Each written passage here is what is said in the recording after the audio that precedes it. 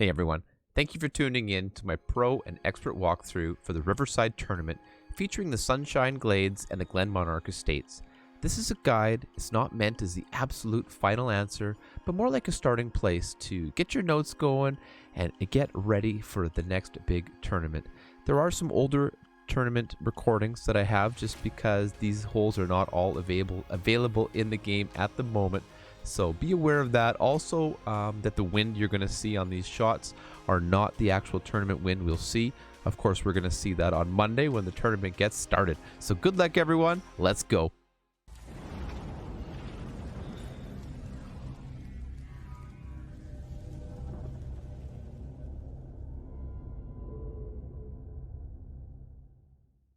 Here we are on hole number 1 from the Sunshine Glades. I play this shot with a Berserker ball and a Thor's hammer, adding 4.5 bars of backspin and maximum left spin. Setting up here at the plus 24 yard mark, and you want the yellow ring to be touching the left rough. Now I do make sure that to adjust here, depending on that wind, we may have to contend with that bunker. So let's just be aware of that. There may be a bit of a push-up required. I'm adding left curl, usually to the outside left there. Again, depending on our wind direction, if we have a left or right or something like that, we'll have to compensate. But generally speaking, we're going to use backspin, a left spin, and a little bit of curl to bring it up over the bunker and over to the green for a nice, easy tap in and possible drop for eagle. Hole number 2 plays as a very straightforward rough bump. I bring a navigator for this shot and a sniper ball. You, depending on the wind, might be able to play with like a more power ball like a Kingmaker, but we just want to make sure that we're not going to be in between clubs and have that room to adjust. 10% here for the rough bump. I like to set it up with half of the red ring cutting the fairway, and about 1.5 bars of topspin here tends to be the average amount you're going to need. Use your max left spin just so that you can get that ball to the hole. This is a good shot here. Mind your wind angles, but I think we're going to see a ton of drops on this hole.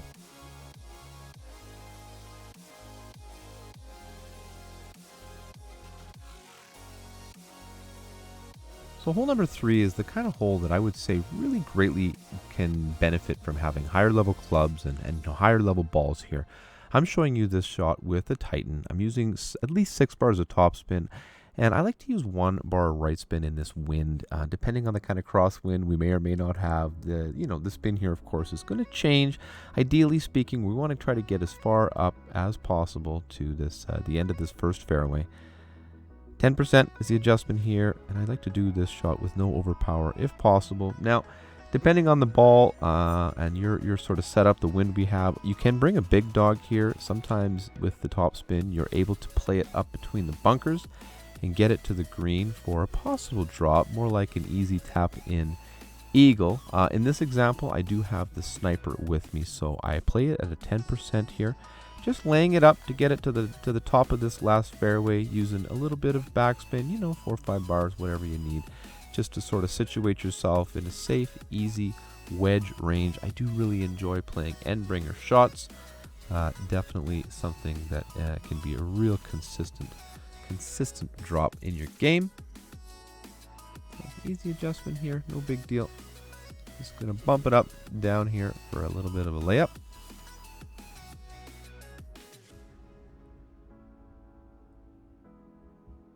Good stuff. So the second shot here, I do actually play this, even though it looks to be uphill, I do play it at 20%.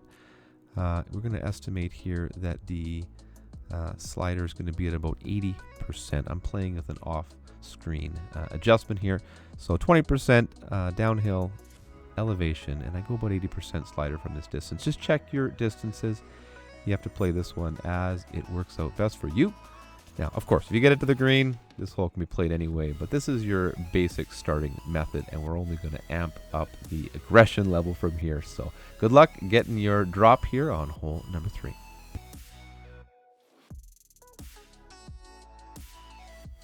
Hole number 4 is a lovely par 3. That's a great opportunity for a hole-in-one. I'd often almost always bring a Kingmaker here. I use about 2 to 3 bars of topspin, depending on the wind.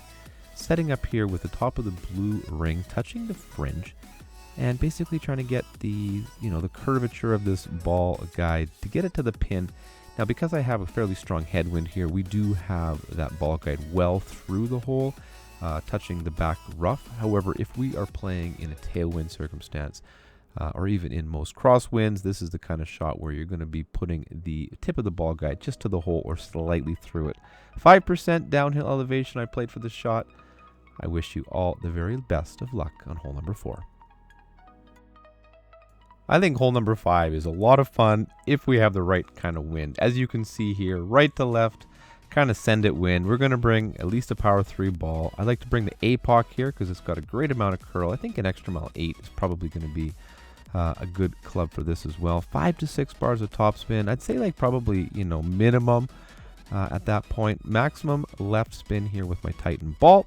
I've set up there with the half of my blue ring touching the left rough when I'm at full max OP extension. Adjust for your shot, push it back to max. Now I'm using about 75% overpower here, and maximum left curl. Your mileage may vary depending on our winds here, but generally speaking, this is the idea. Up and over. Little clip to rough there, but we got the roll out, and as you can see, you're going to leave yourself with an excellent chance for eagle here on hole number 5. Here on hole number 6, we got another par 5. That's another excellent chance for an albatross drop. Definitely a candidate here, power 4, power 5 ball, but nonetheless, you can set up here with the power 3 ball if you like. The Kingmaker's a good choice to give us that extra wind resistance on our second shot. Max top spin here, a little bit of right spin, probably with the new spin values, about a half a bar right, maybe 1 bar. Going to adjust here at 10% max, push it up, and I'm giving it like 90 to 100% overpower here, again depending on the wind. Make sure you hit that perfect because that's what you want to do. Should leave us beautifully up the fairway here and setting up for a wood shot. So there we go, getting up past that rough on the left, and you're in a good distance here, a good situation. 389 yards.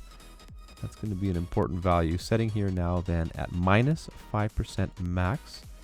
Now, I would typically set up this rough bump a little bit higher up on the rough, but as you can see, the distance we had was all we've got.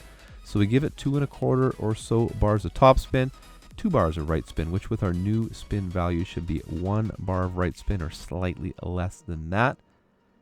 Nonetheless, the rough bump here with the sniper is an excellent play. Good luck to each of you getting your albatrosses on hole number 6.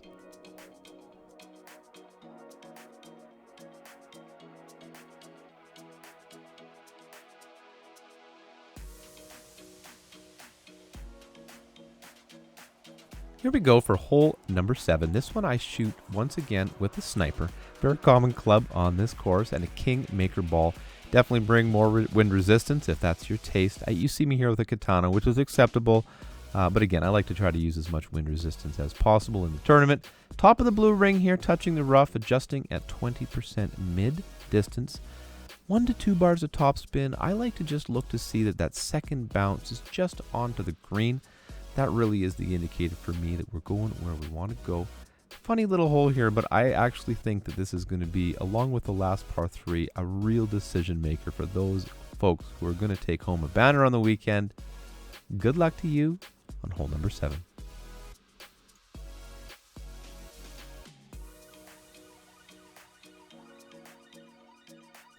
Hole number 8 is kind of a funny one for me. I'm going to play here with a Titan or a Kingmaker, extra mile and a thorn, no matter what. The drive on the left side fairway or the right side fairway is also played very similarly at 10% max, at least 4 bars of topspin. If I'm playing on the left side, I'm going to give it a bar or 2 of right spin. The thing is, I'm looking at the wind here and I'm setting it up so that my second shot is going to have the most favorable possible wind. So because I have a right to left wind here, that's why I'm coming in on the right hand side to give me a bit of a tailwind angle. If that wind was coming from the left to the right, I'd be playing on the left side here. So in the tournament, pay special attention to where you're going to be on your second shot. Now, as you can see, this second shot here, I'm playing 0% slider, 2 bars of backspin with my thorn. Check your club distance. I played this shot at mid distance, but you never know exactly where you're going to be. I think hole 8 is an absolute must eagle. This is a pretty straightforward shot here, so all the best to you getting that very important drop.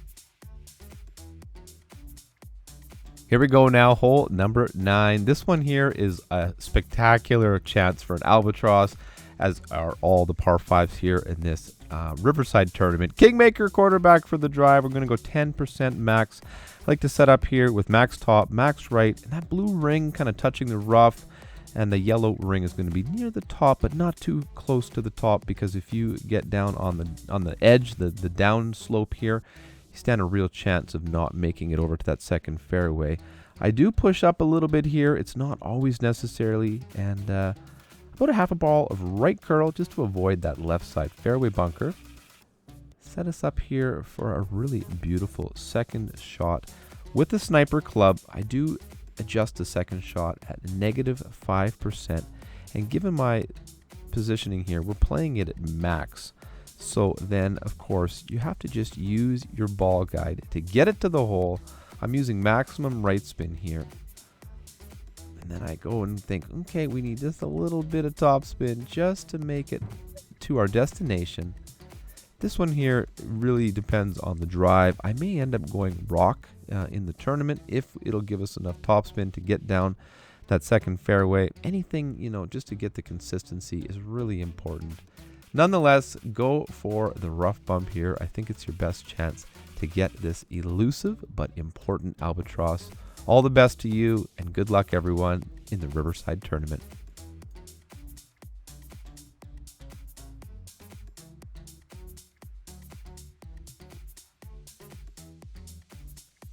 Thank you so much for tuning in to my pro and expert walkthrough for the Riverside tournament.